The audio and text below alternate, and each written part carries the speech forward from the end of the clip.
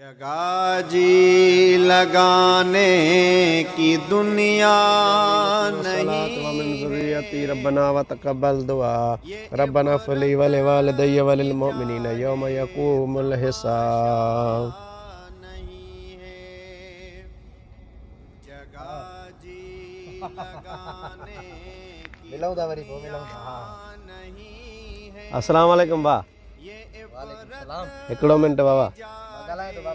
तमाशा नहीं है जहाँ में बाबा तव्हांखे हिकिड़ी ॻाल्हि चवां, जेकॾहिं नाराज़ न थियो त। जी दा जी तव्हांखे शायदि ख़बर न आहे त मुक़ाम ते वञण जा आदाब कहिड़ा आहिनि।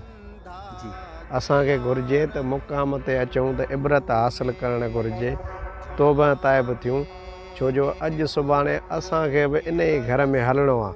बेशक जेकॾहिं असां हितां गुज़रंदासीं, तौबा ताइब थींदासीं, अलाह साईं खां माफ़ी घुरंदासीं पंहिंजे गुनाहनि जी, जॾहिं क़बर में वेंदासीं त अलाह साईं असांजे लाइ छोटकारो कंदो। असां हिते टहक ॾींदासीं त इहे क़बर में असांखे अज़ाब थींदो। बेशक अलाह जे वलियनि छा फरमायो आहे, तव्हांखे ॿुधायां कुझु ॻाल्हियूं। जी दा अलाह जे वलियनि जो फरमान आहे त 6 जॻहियुनि ते खिलणु 25 ज़िना करण जे बराबरि आहे। अल्लाहु अकबर। जी नंबर पहिरियों क़ब्रस्तान में, नंबर ॿियो जनाज़े जे पोयां, नंबर टियों उलमाए कराम जी मजलिस में, नंबर चौथों तिलावत क़ुरान पाक में, नंबर 5 आज़ान जे वक़्तु, नंबर 6 मस्जिद में। जी असांखे घुरिजे त इन ॻाल्हियुनि जो एहतियात कजे।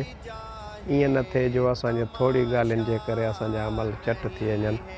असां तौबा ताइब थियूं। असांखे घुरिजे त क़ब्रस्तान ते अची इबरत हासिलु कयूं। अॼु सुभाणे असां बि महिमान आहियूं हिन मिटीअ जा। हीअ ॾिसो हेॾा सारा, हीअ ॾिसो, हीअ बि असां तव्हां वांगुरु आहे न। जवानी हिननि ॾिठी, हिननि अयाश कया, घुमिया फिरिया। अॼु हिननि जो ॾिस नालो आहे को नाम निशान आहे। बेशक असांखे घुरिजे अहिड़ा अमल कयूं। अलाह साईं असांखे हिते बि उन जा दर्जा ॾे त आख़िरत में बि दर्जा ॾे। तव्हां नियत करे छॾियो आईंदे जॾहिं बि अचो क़ब्रस्तान में त दुनिया जी कचहरी वञी बाद में कजो।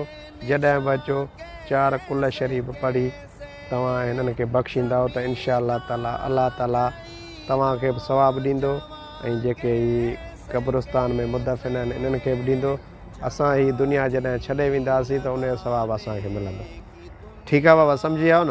अस्तगफिरुल्लाह। अॼु खां पोइ इन ॻाल्हियुनि ते अमल कबो। तौबा।